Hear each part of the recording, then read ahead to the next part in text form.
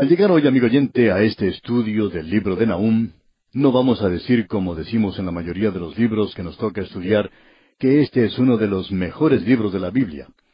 Bueno, podemos decir honestamente que este libro de Nahum no es el libro más grande de la Biblia, pero sí es un gran libro, y la palabra de Dios lo presenta con un propósito muy definido, por cierto. Nos atrevemos a decir que muy pocos de nuestros oyentes han oído jamás alguna predicación basada en este libro de Nahum. Reconocemos que este pequeño libro es el que usan aquellos que presentan profecías exageradas para tratar de decir que Nahum profetizaba en cuanto al automóvil, cuando allá en el 2º capítulo él dice que los carros rodarán con estruendo por las calles. Permítanos decir que esto no tiene ninguna referencia al automóvil, como veremos cuando nos toque estudiar el capítulo 2. Lo que tenemos en este pequeño libro de Nahum es una profecía destacada. Parecería al comenzar que esto ya está fuera de moda, y sabemos muy poco en cuanto a Nahum. Y luego notamos que su profecía solamente tiene un tema, y este es el juicio de Nínive, la capital del imperio asirio. Ese es el único tema, pues, que tiene este libro. Ahora, ¿cómo puede esto tener significado para nosotros en el día de hoy? ¿Cómo puede esto ser parte de nuestra cultura contemporánea? ¿Tendrá algún mensaje para nosotros? Bueno, amigo oyente, lo destacado de la palabra de Dios es que no importa qué página abra uno de la palabra de Dios, allí hay un mensaje para nosotros. Ahora, parte de ella es dirigida a nosotros, pero toda ella es para nosotros, es decir, que tiene un mensaje para nosotros. Por tanto, en el día de hoy queremos familiarizarnos de la mejor manera posible con Nahum. De paso, digamos que podemos conocer algo en cuanto a él. Su nombre significa consolador, pero el mensaje que él da es un mensaje de juicio, de castigo, y usted puede inmediatamente preguntar, ¿cómo podemos decir entonces que Nahum le hace honor a su nombre? O quizá, ¿cómo puede ser un consolador? Bueno, es según observe uno este castigo. Si es el castigo para su enemigo, aquel de quien usted tiene mucho temor, alguien que le está dominando, entonces puede decir que esto le consuela a usted. De todos modos, su nombre significa eso, consolador. Ahora, él se identifica aquí para nosotros en el versículo 1, y creo que sería bueno leerlo ahora. El primer versículo de este capítulo 1 de Nahum dice, Profecía sobre Nínive, libro de la visión de Nahum de Elcos. Todo lo que se nos dice aquí es que el profeta tiene un juicio o una profecía sobre Nínive, y que este libro es la visión de Nahum. Se dice que él procede de Elcos. Ahora, ¿qué es lo que conocemos en cuanto a él? Se nos identifica como una persona que viene de Elcos. Y la siguiente pregunta que nos podemos hacer es, ¿qué clase de persona viene de Elcos? Bueno, conocemos muy poco en cuanto al escritor. Elcos era una ciudad de Asiria, unos cuantos kilómetros al norte de Nínive. Nahum pudo haber vivido allí y profetizado a Nínive de la misma manera en que más adelante profetizó Daniel en cuanto a Babilonia. Pero hablando honestamente, amigo oyente, no creemos que eso sea cierto.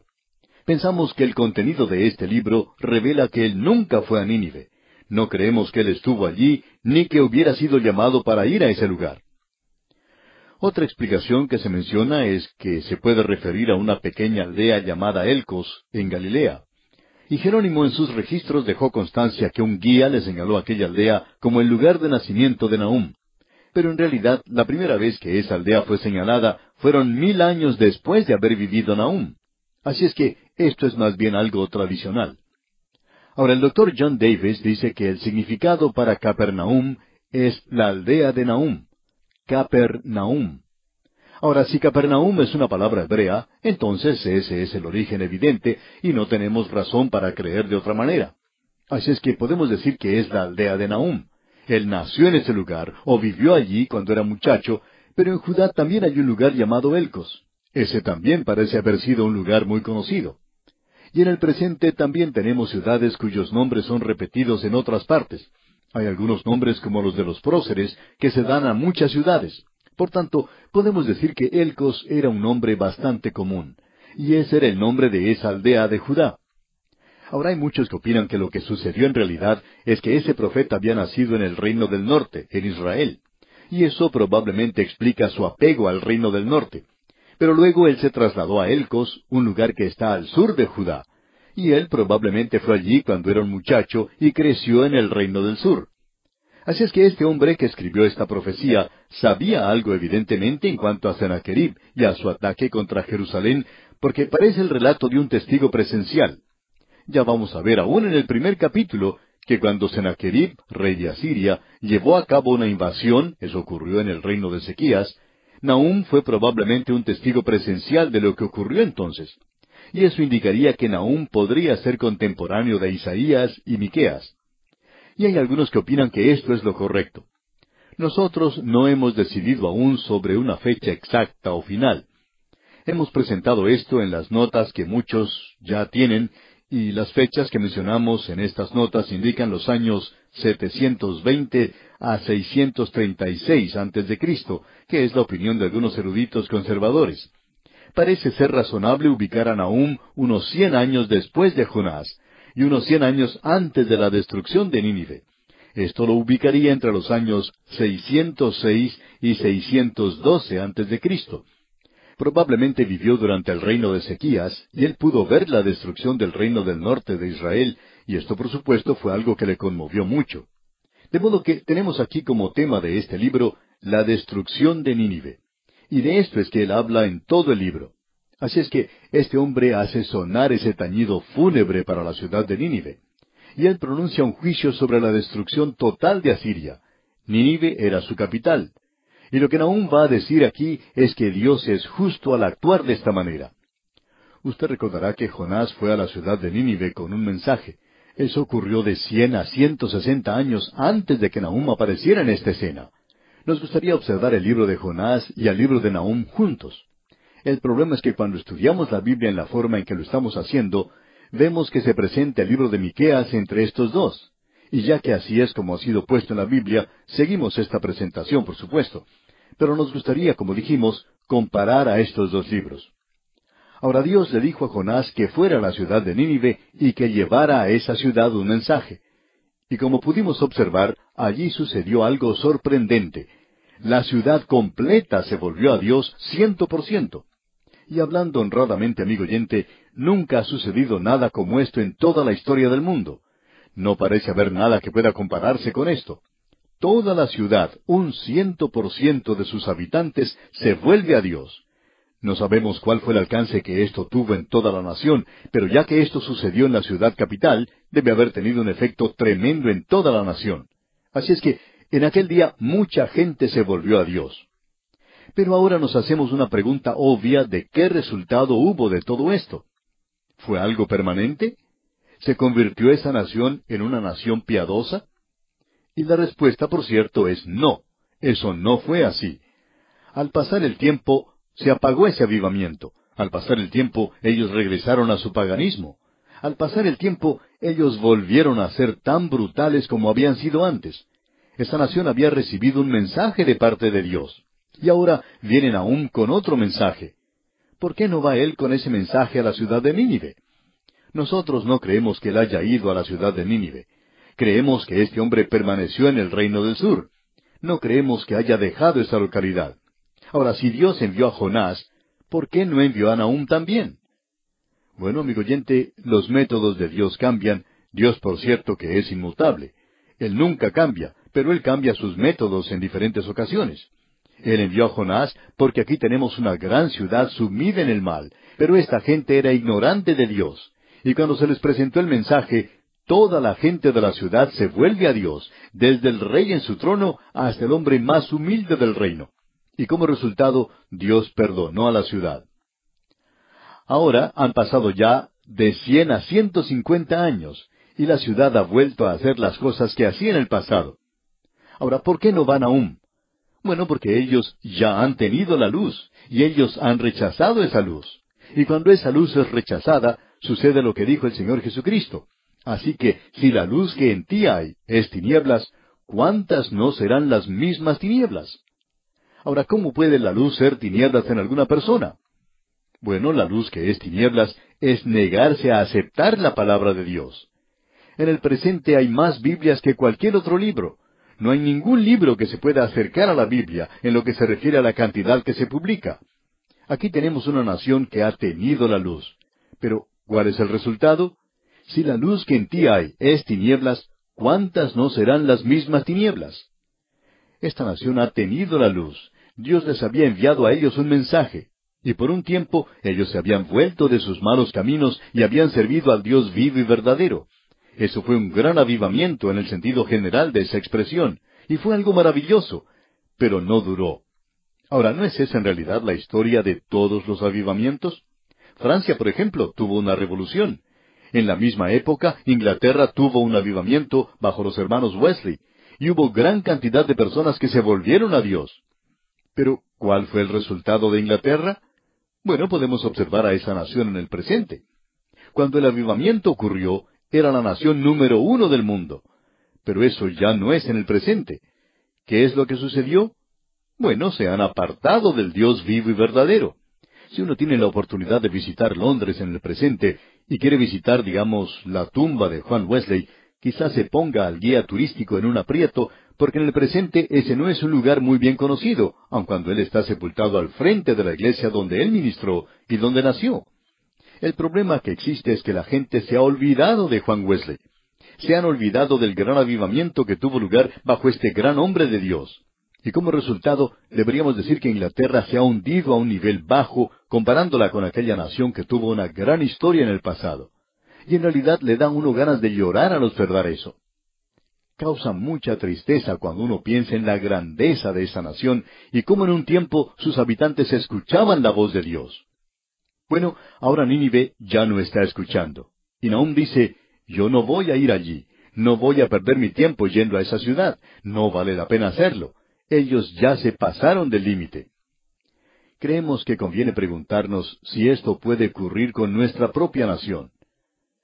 En cierta ocasión, un senador de los Estados Unidos, quien había realizado un estudio de varias naciones, dijo que la vida promedio de las grandes civilizaciones del mundo ha sido de unos 200 años. Este hombre dice que estas grandes civilizaciones han progresado, si esa es la palabra correcta para expresar esto, a través de los siguientes pasos. Escuche lo que él dice. De la esclavitud a la fe espiritual, de la fe espiritual al valor, del valor a la libertad, de la libertad a la abundancia, de la abundancia al egoísmo, del egoísmo a la complacencia, de la complacencia a la apatía, y de la apatía de regreso a la esclavitud. Hasta aquí lo que expresó este senador norteamericano. Conviene entonces preguntarnos, ¿en cuál de estos pasos o etapas nos encontramos nosotros? ¿Cuánto tiempo más durará esta civilización? Conviene que nos hagamos otras preguntas. ¿Dónde estamos en el presente? ¿Es nuestra nación una nación de abundancia? Bueno, algunas de nuestras naciones lo son. Sin embargo, Dios puede estar reduciendo el tiempo. De la abundancia se pasa al egoísmo, del egoísmo a la complacencia. ¿Es ese un cuadro que nos representa a nosotros en el presente? De la complacencia a la apatía. Hay muchas naciones que demuestran apatía en el presente. Y según lo que hemos citado, el paso siguiente es ir de la apatía de regreso a la esclavitud. Ese es el cuadro que tenemos aquí. Ese es el mensaje que presenta el libro de Nahum. Una gran potencia mundial, Asiria y la ciudad de Nínive, su capital, había recibido un mensaje de parte de Dios. Se había vuelto a Dios y le había servido por un período de tiempo. No sabemos cuánto duró todo esto. Pero después de unos 100 o 150 años, regresaron otra vez a la situación en la que se encontraban antes. Y ahora Dios les va a juzgar. Y ya que Dios les va a juzgar, entonces conviene hacerse la pregunta de si Él tiene el derecho de hacer esto. Y vamos a ver que Él no solo tiene el derecho de hacerlo, sino que Él es bueno cuando lo hace. En los primeros 8 versículos del primer capítulo de este libro de Nahum, vemos que se habla de la justicia y de la bondad de Dios. Porque la justicia y la bondad de Dios son demostradas en su decisión de destruir a la ciudad de Nínive y también en enviar un mensaje al resto del mundo. Y ese mensaje es el Evangelio que se está esparciendo a través de todo el mundo en el presente. Y Dios aún está actuando en la vida de las naciones en el presente. Quizá usted opine que este libro de Nahum pueda ser algo aburrido. Sin embargo, nos está hablando precisamente a la situación en la cual nos encontramos hoy. Es algo que se puede aplicar a nuestras vidas en el presente. Nahum hace repicar las campanas fúnebres en cuanto a Nínive. Él pronuncia un juicio de una destrucción total en Asiria. Y Dios estaba haciendo precisamente eso. Jonás, casi un siglo antes, quizá podríamos decir un siglo y medio antes, había llevado el mensaje de Dios a Nínive y esa ciudad se había arrepentido. Sin embargo, ese arrepentimiento fue algo temporal. Y Dios pacientemente le dio a esa nueva generación la oportunidad de arrepentirse. Y el día de la gracia llega a su fin y el momento de la condena llega. Esto es algo que encontramos allá en el capítulo 3, versículo 19, que es el último versículo de este libro, donde dice, «No hay medicina para tu quebradura, tu herida es incurable.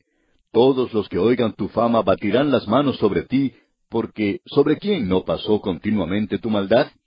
Es decir, que ellos habían llegado a un punto donde ya no había medicina para ellos.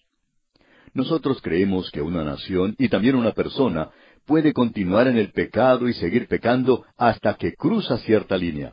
No sabemos dónde está esa línea, y no pretendemos decir que sabemos cuándo ocurre eso, pero hay un lugar, hay un punto, y cuando uno pasa esa línea, ese punto, no es que la gracia de Dios ya no le pueda alcanzar, sino que usted ya no puede alcanzar a Dios, porque la verdad es que usted ya ha pasado al punto donde se ha endurecido y usted está en un estado de incredulidad que no puede ser cambiado. Y eso es también cierto en cuanto a una nación y es cierto en cuanto a una persona. Ahora Asiria ha servido al propósito de Dios y ahora va a ser destruida. Amigo oyente, al observar a su alrededor, usted puede quedar desanimado. No hay duda en cuanto a eso. El pueblo de Dios, sin duda alguna, está preocupado en el presente. Y la razón, según creemos, es expresada por ese interés que tenemos en la profecía y aquellos que enseñan la profecía, quienes son muy populares en el presente. Ellos se presentan con toda clase de interpretaciones. Ahora, la explicación es esta. El pueblo de Dios, ignorante de la palabra de Dios, se encuentra desesperado y está buscando algo por las cosas que están ocurriendo hoy. El mismo Señor dijo, «Los hombres desfallecerían por el temor y la expectación de las cosas que sobrevendrán en la tierra». Bueno, estamos en esta etapa seguramente. Hemos entrado en esa órbita en particular y estas cosas nos están preocupando. Pero amigo oyente, debemos comprender que Dios aún está en control de todas las cosas. El control no se ha escapado de sus manos. Dios no está comiéndose las uñas y tampoco se ha deslizado de su trono. Él no está nervioso por lo que está ocurriendo en el presente. Dios está desarrollando su plan y su propósito y está gobernando aún sobre el pecado del hombre. Eso nos consuela bastante, tenemos que decir. Por lo menos debería ser así para el Hijo de Dios, para el creyente. Ahora, Asiria ha servido al propósito de Dios, como dijimos, y ahora va a ser destruida. Y la destrucción de Nínive, según los detalles que se nos presentan en esta profecía, es algo realmente extraordinario. Este es el mensaje que sirve de consuelo para un pueblo que vive atemorizado por una nación poderosa e impía. Y Dios va a destruir a cualquier nación impía. Todo lo que uno tiene que hacer es tomar un libro de historia y observar lo que ha sucedido en el pasado. Usted va a poder ver allí que cada poder mundial llegó a caer, y cayó en el momento en que se entregaron al vino, a las mujeres y al canto. Cuando llegaron a ese lugar, a ese punto, podían estar seguros de una cosa, que estaban a punto de caer, y que pronto iban a pasar al limbo de los perdidos. Y allí es donde se encuentran muchas grandes naciones del mundo en el día de hoy. ¿Podríamos quizá decir lo mismo en cuanto a cada una de nuestras naciones, amigo oyente? ¿Cree usted que eso es posible? Nuestras naciones se están dirigiendo a la perdición en una carrera desenfrenada. No sabemos cuándo llegaremos al punto de extinción. No somos profetas ni hijos de profetas, solamente estamos predicando. Así es que lo único que podemos decir es que nos parece que estamos descendiendo de manera vertiginosa. Esa es la razón por la cual esta profecía que tenemos ante nosotros es una profecía tan destacada, porque nos habla de la situación local en la cual nos encontramos en el presente.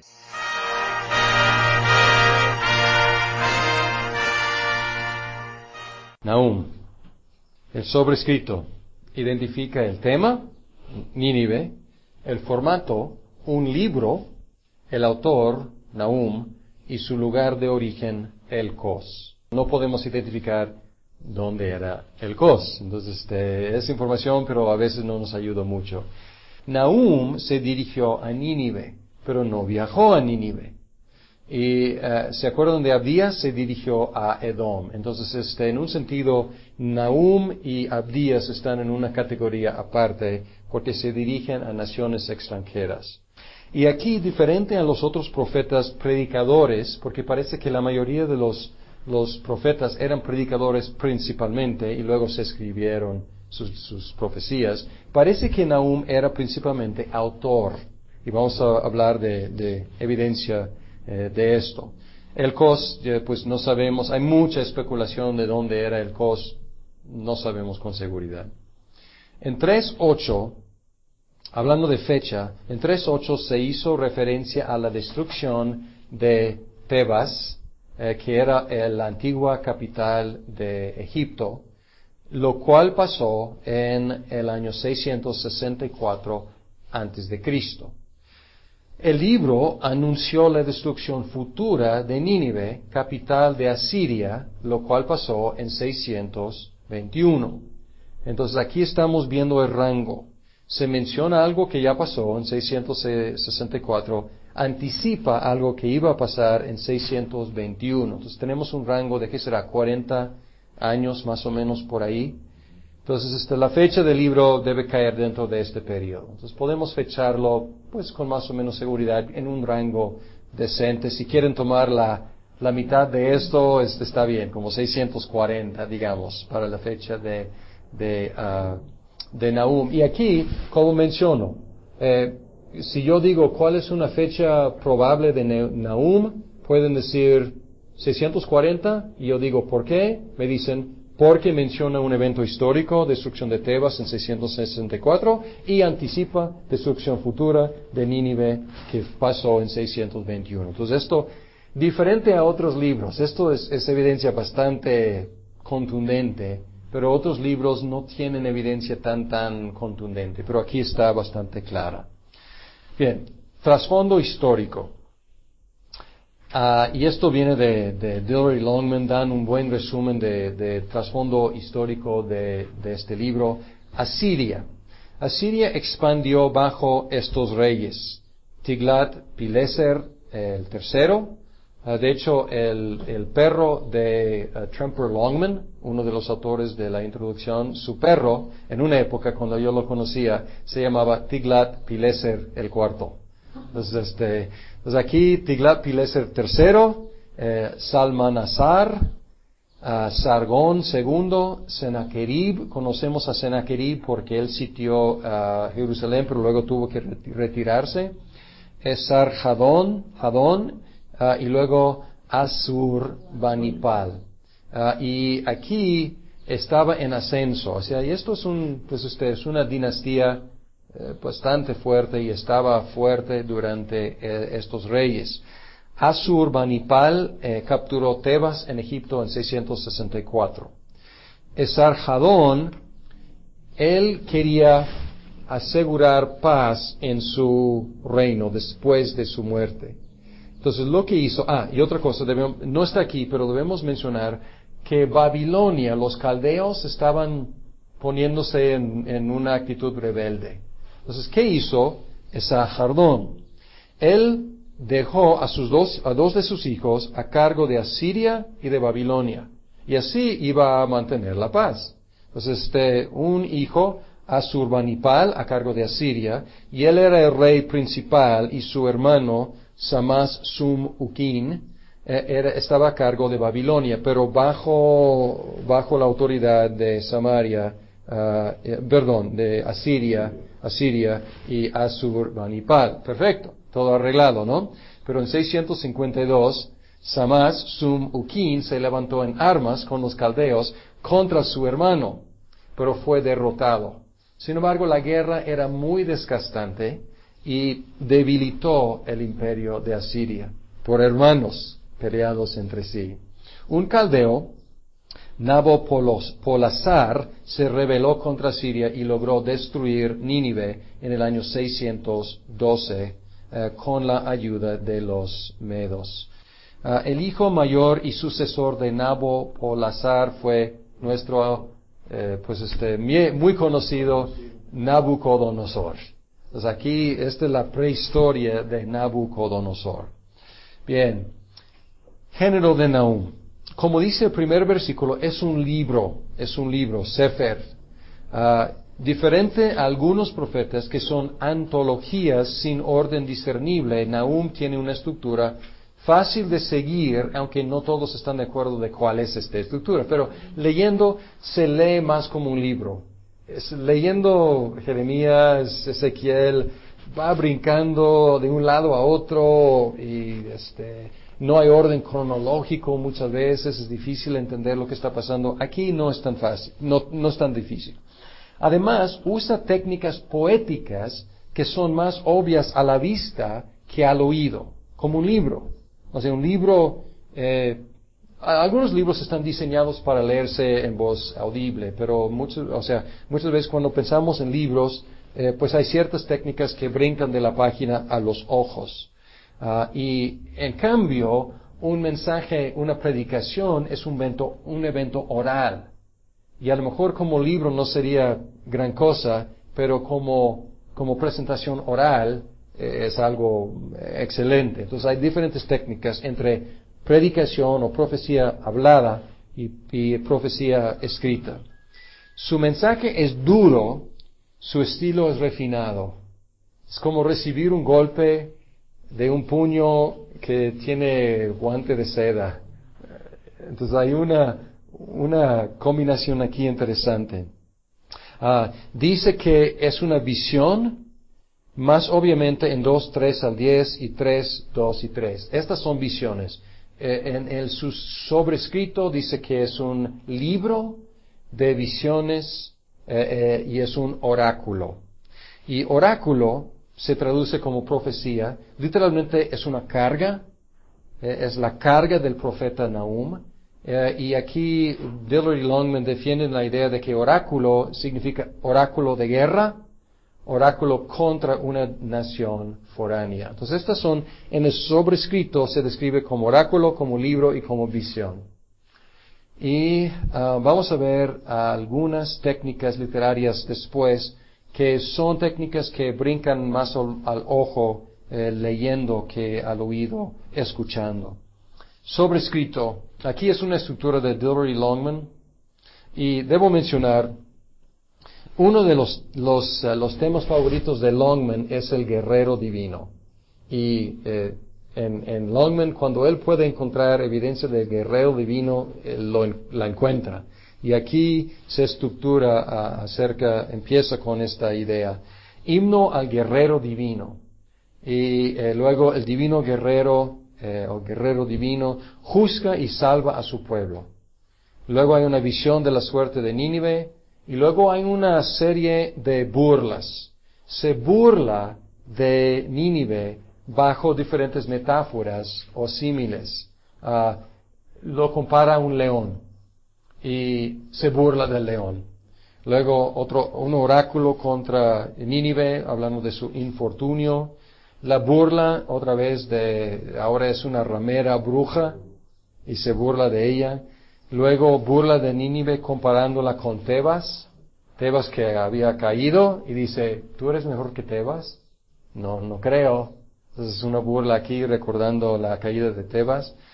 Más ataques contra Nínive, la burla de la langosta, y luego endecha final. Es una forma de dividir, pero yo estuve viendo Dillard y Longman con mi Biblia, Nueva Versión Internacional, al mismo tiempo, y dividen el libro en dos formas muy distintas. No contradictorias, pero distintas. Aquí, si ves las cabeceras de Nueva Versión Internacional, sobrescrito, y luego tenemos manifestación del Señor, es lo que ellos llaman el himno al guerrero divino. Luego destrucción de Nínive, liberación del opresor, anuncio de la victoria sobre Nínive, destrucción de Nínive, caída y saqueo de Nínive, la bestia salvaje morirá, descripción del fin de Nínive, destrucción total de Nínive, defensa inútil. Y puede ver que la estructura de Dillard y Longman es más creativa, en un sentido es más perceptiva, percibe sutilezas, percibe técnicas literarias que aquí se aplastan, o sea, destrucción de Nínive, y luego que sigue, destrucción de Nínive, y luego que sigue, pues más destrucción de Nínive. Sin embargo, esta estructura tiene la ventaja de demostrar muy claramente cuál es el tema de Nahum. ¿Cuál es? La destrucción de Nínive, exacto. Y aquí está. Temas principales. El bosquejo, en la nueva versión internacional, no muy creativo, deja claro cuál es el tema principal. La destrucción irremediable de Nínive. ¿Va a pasar o va a pasar? Otro tema es que Dios es salvador de los que confían en Él. Y aquí otra vez los dos filos del mensaje profético. Podemos ver 1, 7 y 8 como un buen resumen de estos dos mensajes.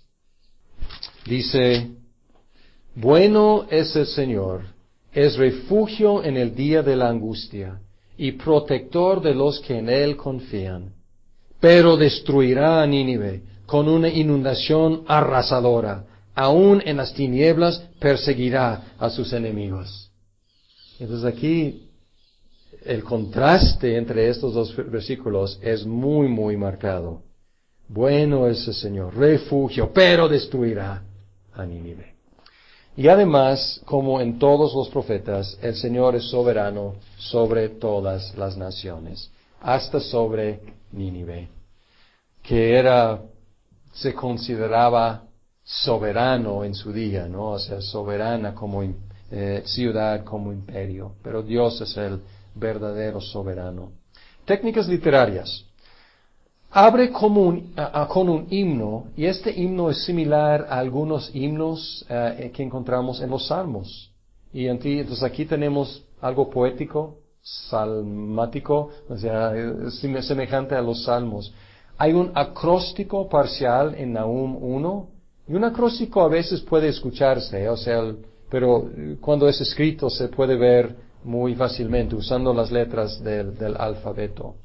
Además, hay símiles y metáforas que Nahum utilizó para burlarse de Nínive, pues ya mencionamos león, ramera bruja, bestia, también una burla histórica, y la langosta. En las burlas utiliza, burla casi es sinónimo de sarcasmo. O más bien, sarcasmo es un método muy común de burlarse. Y aquí hay mucha burla, mucho sarcasmo, hablando de Nínive. Emplea suspenso también, porque al principio habla de salvación y de juicio, pero no dice quién va a ser salvo y quién va a ser juzgado. Entonces hay como suspenso, habla en general de que van a ser juzgados, van a ser salvos, pero por favor, Nahum, tengo una pregunta, pues ¿quién? Y luego nos dice, ¿quién? Que los que confían en él salvos, Nínive va a ser destruida. Igual que Jonás, termina con una pregunta retórica. Jonás termina, vamos a ver Jonás y Nahum, cómo terminan. Jonás termina con la pregunta de Nínive, una gran ciudad donde hay más de 120,000 personas que no distinguen su derecha de su izquierda y tanto ganado. ¿No habría yo de compadecerme? Y así termina, con una pregunta. Nahum, vamos a ver cómo termina. Dice, todos los que sepan lo que te ha pasado celebrarán tu desgracia, pues, ¿quién no fue víctima de tu constante maldad? Y termina. Te deja reflejando unas preguntas. Y es interesante que en Jonás, ¿qué predicó? ¿Cuál fue la predicación de Jonás? Cuando predicó en Nínive. 40 días, ¿y qué? Destrucción. No se cumplió en el tiempo de Jonás. Y él como triste porque no se cumplió. Pero aquí con Nahum, irremediable, ya no hay posibilidad de arrepentimiento, va a pasar. Nínive va a estar destruido. Entonces, en un sentido, Jonás a lo mejor habría preferido jugar el papel de Nahum. Pero Jonás tenía que ser, pues de mala gana, predicador que produjo uno de los avivamientos más grandes en la historia del mundo de arrepentimiento. Y Nahum tuvo, con toda elegancia y con este estilo elevado, él tenía que predicar destrucción irremediable. El Nuevo Testamento, ¿qué tiene que ver Nahum con el Nuevo Testamento? No se cita en el Nuevo Testamento, es muy específica históricamente esta profecía contra Nínive. Nínive va a ser destruida, punto. ¿Qué tiene que ver con el Nuevo Testamento? Algunos temas. Los temas que ligan aún con el Nuevo Testamento son la salvación y el juicio efectuados por el guerrero divino. Entonces aquí Tremper Longman está muy en su mero mole, ¿no? Está en su fuerte aquí con este tema. En el Antiguo Testamento la guerra era contra enemigos físicos y la salvación frecuentemente era protección militar.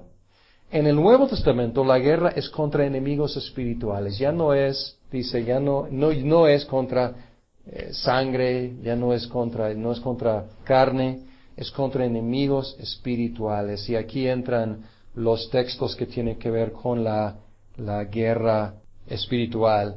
Al mismo tiempo habrá juicio final para los que rechazan la salvación. Y aquí tenemos el guerrero divino haciendo juicio en Apocalipsis. Ahí está sentado sobre su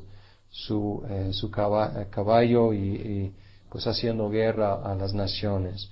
Una diferencia importante es que el guerrero divino en el Nuevo Testamento ganó la victoria muriendo. En el Antiguo Testamento, ¿cómo ganó la victoria? Pues matando muchas veces. Sí, pero aquí, ¿cómo ganan la victoria?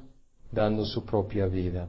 Entonces, a lo mejor las conexiones no son tanto versículo por versículo, citas exactas, pero unos temas mayores que aparecen y se transforman en el Nuevo Testamento por la obra de Cristo.